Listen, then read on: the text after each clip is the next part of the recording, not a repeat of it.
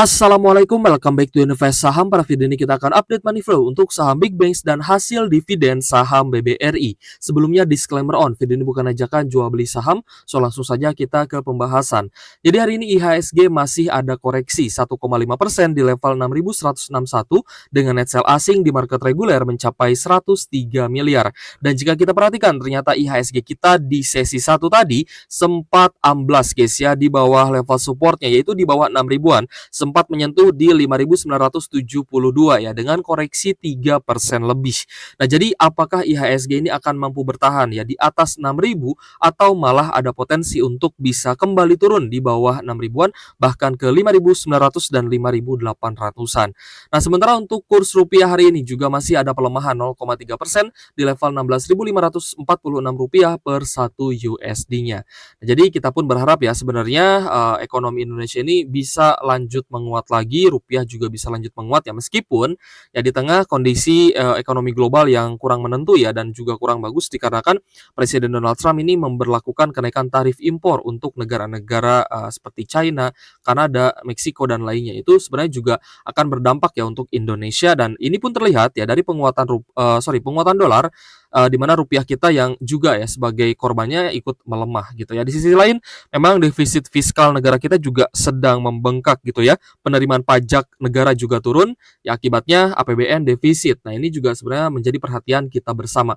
Kita berharap ke depannya untuk ekonomi Indonesia bisa lebih baik lagi dan sehingga kenaikan IHSG ini bisa dengan sangat mudah ya kembali rebound dan saham-saham yang teman-teman pegang meskipun saat ini dalam kondisi yang floating loss, namun jika ada secerca harapan ya guys ya terkait dengan ekonomi Indonesia maka ke depannya porto teman-teman bisa menghijau kembali.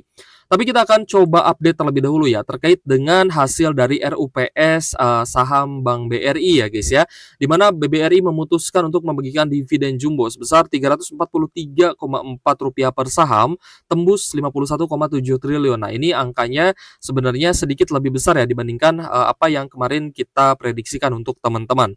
Oke guys, jadi untuk analisa kita pada video ini kita akan menggunakan ya fitur chart dan banda detektor dari Stockbit Sekuritas, aplikasi saham andalan yang saya gunakan untuk berinvestasi. Dan jika teman-teman ingin menggunakan fitur-fitur lengkap dari Stockbit ya untuk menganalisa saham sebelum membeli, silahkan teman-teman mendaftar dengan link yang ada di kolom deskripsi.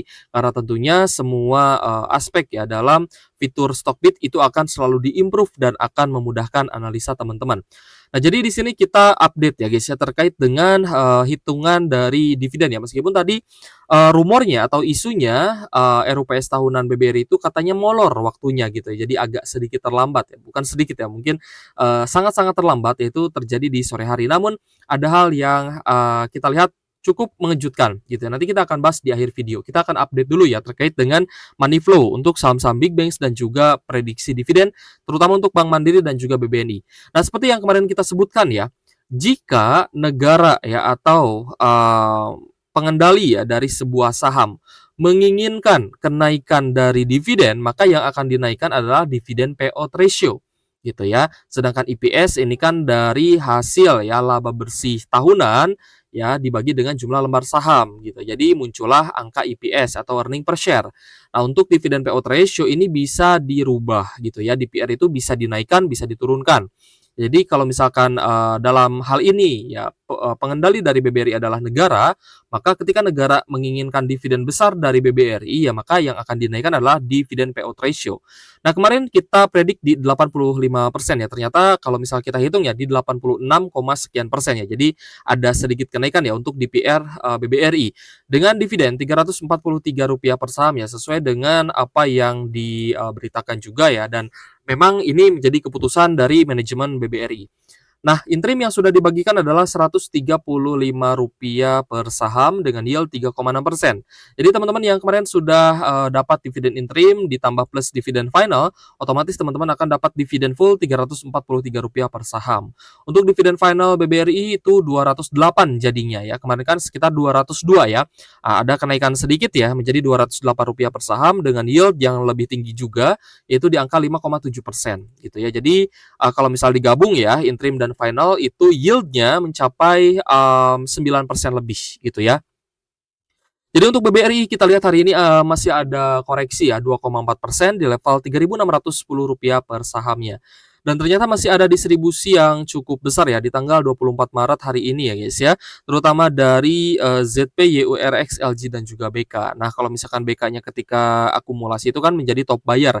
Tapi ketika jualan, kalau misalnya kita lihat ya BK atau JP Morgan ini tidak menjadi top seller ya, tidak menjadi top 3 di top seller ya. Dia biasanya berada di bawah gitu ya. Tapi memang hari ini asing masih jualan cukup besar untuk BBRI. Net sell-nya mencapai 238,5 miliar dan menjadi saham yang paling banyak dijual asing gitu ya. Ada yang berpendapat seperti ini ya, kalau misalkan kita memang mencari dividen ya masuknya di hari come date gitu ya. Di hari come date dividen, nah di sanalah kita beli ya, hanya untuk dapat dividen gitu ya. Tapi nanti tetap akan ada dividen trap. Nah, tapi beberapa orang ya yang mungkin juga trader gitu ya, bukan hanya investor, dia juga trader gitu ya. Mereka lebih senang ya ketika membeli di X date gitu guys. Ya karena kalau misalkan BBRI-nya nanti rebound, mereka bahkan akan dapat lebih banyak dibandingkan dividennya. Misalkan seperti ini. Ternyata dividen trap diteruskan dengan penurunan, misalkan turunnya jadi dividen trap anggaplah 5,7% ya, dengan penurunan misalkan menjadi 7% atau 8%. Nah, ketika kita beli di bawah dan ada teknika rebound ya guys ya, misalkan naik 8%, itu lebih besar cuannya dibandingkan dengan ambil dividen gitu guys. Jadi perhitungan setiap orang kan beda-beda ya. Jadi teman-teman juga tidak perlu menghujat ya hasil dari analisa masing-masing investor. Ada yang menyebut saya long term investor ya karena saya masih floating loss, ya sudah saya tambah muatan saja di come date. It's okay ya, tidak masalah. Ada juga yang mungkin masih stay cash sampai saat ini ya, wah saya mau beli di come date aja deh gitu ya. Saya mau beli di come date nanti dapat dividen ya, meskipun tetap ada potensi dividen trap. Itu juga tidak masalah. Tapi ada juga ya investor yang dia ingin ya, atau trader lah ya kita sebut, mereka ingin trade saja gitu ya. Saya lebih baik beli di harga yang paling dalam gitu ya. Saya beli di harga bawah, tidak dapat dividen, tidak apa-apa, tapi saya dapat harga termurah gitu ya. Sehingga floating loss saya tidak sebesar orang lain. Nah, maka ketika rebound, maka saya akan mendapatkan keuntungan yang terbesar. Ya kalau dari capital gain bisa 20%, 30% sama saja gitu guys ya. Tapi memang keuntungannya lebih besar. Ya, sebenarnya sama saja. Total porto misal teman-teman dapat 5,7% plus dengan penurunan harga saham. Itu sebenarnya bisa kita bilang impas gitu ya. Kecuali ya ketika big banks-nya bagi dividen langsung naik harganya, nah itu teman-teman cuan dari dividen iya, cuan dari capital gain juga iya. Itu double cuan namanya. Tapi di kondisi penurunan seperti ini dengan net sell asing yang masih besar, maka ada beberapa pihak ya, mungkin trader gitu ya, mereka lebih menghitung ya berdasarkan analisa teknikal dan juga teknika reboundnya itu akan seperti apa. Jadi hanya mencari capital gain saja. Tapi memang target mereka biasanya lebih dari 5,7%, lebih dari 9%. Mereka menargetkan mendapatkan capital gain 20%, 30% dan itu masih sangat possible. Itu sangat mungkin sekali gitu ya. Oke guys, kita next ya. Kita lanjut dulu ke Bank Mandiri ya. Nanti kita akan bahas ya terkait dengan Pak Lo Keng Hong nih, karena beliau ternyata memborong salah satu big banks gitu ya. Nah, tapi terkait dengan Danantara nanti kita akan bahas lagi mungkin di next video. Oke, jadi untuk Bank Mandiri ya, kita lihat untuk estimasinya di sini untuk dividen Bank Mandiri ini ada EPS ya Rp598 per saham dengan dividen payout ratio 60%. Nah, kalau misal kita bercermin ya dari kasus BBRI hari ini ya dalam RUPS-nya ada sedikit kenaikan DPR. Nah, kita pun berharap untuk Bank Mandiri ini juga DPR-nya akan dinaikkan. Kemarin kita bahas ya kita harapkan sih naik ke 65 ya 65%. Tapi kalau misalkan negara ini ingin ya penerimaan dividen lebih besar ya karena APBN juga sedang defisit gitu guys ya, maka ya seharusnya di angka 70% gitu ya. Nah, jadi potensi dividennya jika DPR di angka 60% di Rp359 per saham dengan yield 8,1%. Ini lebih menguntungkan sebenarnya dibandingkan teman-teman membeli BBRI yang hanya tersisa dividen final saja yang 5,7% ini. Jadi lebih menguntungkan dividen yieldnya Bank Mandiri yang sebesar 8,1% dibandingkan dividen yield final ya, untuk dividen final yieldnya itu untuk BBRI itu lebih kecil gitu guys. Jadi untuk Bank Mandiri hari ini ada sedikit kenaikan ya 1,13%, close di Rp4.460 per saham. Ada normal akumulasi terutama dari RX, ZP dan juga CC gitu ya, sedangkan BKKZ distribusi. Tapi hari ini ada net buy untuk Bank Mandiri 105 miliar ya, meskipun lebih besar net sell di BBRI. Namun Bank Mandiri ini cukup menarik ya sebenarnya. Oke guys, jadi untuk dividen yield Bank Mandiri jauh lebih menarik dibandingkan dengan BBRI ya. Kalau misalkan kita mau hitung-hitungan gitu guys. Tapi memang penurunan dari BBRI itu kan lebih dalam ya. Dan Bank Mandiri juga kita lihat ya ada level support yang mungkin ya akan retest lagi nanti di 4.200-an sampai 4.000-an. Kalau misalkan jebol support otomatis ya potensinya bisa turun lebih dalam lagi. Kita lanjut ke BBNI guys. Nah, untuk BBNI IPS-nya di Rp575 per saham, dividen payout ratio-nya ya kita estimasikan di 60%, maka estimasi dividen Rp345 per saham dengan yield 9,1%. Nah, untuk BBNI ini jauh lebih menarik lagi karena kalau misalkan ternyata DPR-nya dinaikkan lagi oleh negara, maka yield-nya ini bahkan bisa tembus 10% lebih gitu ya. Jadi secara matematis ya hitung-hitungan jika teman-teman hanya mengincar atau baru mau masuk ya di saham perbankan, nah ini lebih menarik ya karena yield-nya mencapai 9,1%. Kita lihat BBNI hari ini ada koreksi ya 1,3% di level 3.720 untuk closing hari ini. Ada normal distribusi terutama dari AK, ZP dan juga KZ. CCBK terpantau akumulasi. Namun hari ini kita lihat masih ada net sell asing ya, meskipun tidak terlalu besar, hanya 38,6 miliar saja. Tapi dari sisi imbal hasil dividen yield BBNI ini jauh lebih menarik. Gitu guys. Jadi ini sebenarnya kita tidak terlalu banyak borong ya. Kita tidak terlalu banyak borong untuk saham big banks. Kita lihat dulu ke depannya seperti apa. Tapi ya jika teman-teman ngebet ingin dapat dividen, inilah saatnya. Ya bandingkan dividen yield Bank Mandiri 8,1% dengan BBNI 9,1%. Ini bisa berubah jika DPR-nya naik atau turun. Kalau DPR-nya naik, maka dividen yield-nya naik. Kalau DPR-nya turun, maka dividen yield-nya turun gitu ya. Sedangkan BBCA kemarin sudah membagikan dividen guys, sudah ex-date dividen ya, ketika itu terkoreksi 5,6%. Ya, dividennya Rp250 per saham, yield-nya sih nggak sedalam penurunannya gitu, nggak setinggi penurunannya di 5,6%. Jadi dividen trap plus distribusi asing ya, kalau misal kita boleh sebut ya. Nah, jadi untuk BBCA hari ini sebenarnya ada retest ya di supportnya di 7.600 ya. 7.625 untuk area low hari ini juga ya tepat sekali retest di zona support meskipun ada sedikit kenaikan ya 0,6% hari ini di 7.950 untuk closing saham BBCA. Dan BBCA hari ini cukup netral terutama dari AK, CC dan BK ya, ada akumulasi asing net sell dari KZ, ZP dan RX itu 230 juta aja. Kecil ya untuk net sell asing di BBCA hari ini. Nah, kita sih berharap ya bahwa net sell asing ini akan berhenti di minggu-minggu ini. Ya akan berbalik menjadi net buy. Tapi kalau misalkan belum berbalik jadi net buy, ini sebenarnya masih di zona rawan. Sebenarnya masih di zona rawan gitu guys ya. Jadi hati-hati ya teman-teman juga harus waspada, jangan sampai kehabisan amunisi ya, jangan sampai kehabisan cash. Teman-teman belinya perlahan saja, serok pelan-pelan saja, saham-saham yang rutin bagi dividen dengan ibaratnya prospek yang masih bagus gitu ya. Namun hari ini cukup mengejutkan ya bahwa Pak Lo Keng Hong ternyata membeli saham BBRI senilai 239 miliar sebanyak 64 juta saham BBRI. Jadi banyak sekali ya analis yang menghitung ini dan hasilnya average Pak Lo Keng Hong di 3.700 ya. Average beliau di 3.700-an ya guys ya. Kemungkinan besar gitu ya karena sudah dihitung juga nih oleh para analis. Dan ini berarti ya Pak Lo Keng Hong sedang mempraktekkan buy low sell high. Meskipun ya beliau dalam fase menunggu kenaikan sebuah saham, beliau juga sudah senang dapat dividen. Karena itu pun diungkapkan ya oleh Pak Lo Keng Hong, ternyata dapat dividen enak juga gitu ya. Selama menunggu kenaikan kita dapat uang tunggu berupa dividen.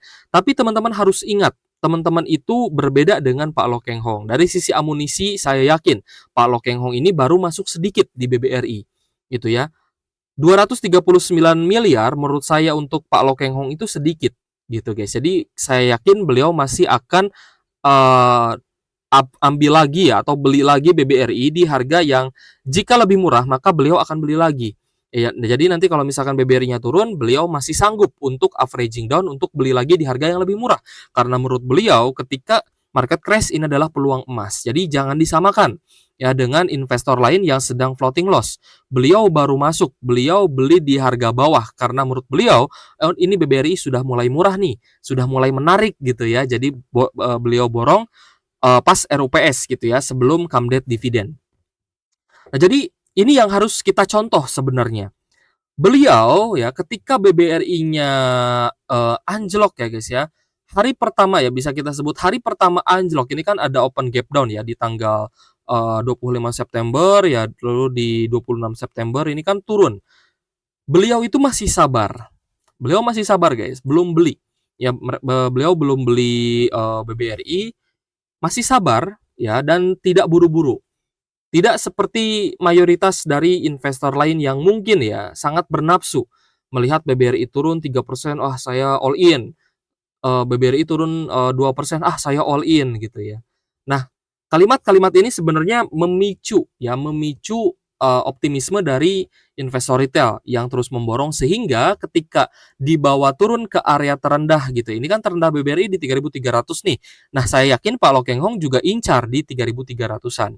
Jadi ketika seorang investor yang sudah berpengalaman, mereka itu tidak akan pernah bernafsu. Ya, mereka itu akan santai. Jadi jangan sampai kehabisan uang ketika diskonnya masih berlangsung gitu guys ya.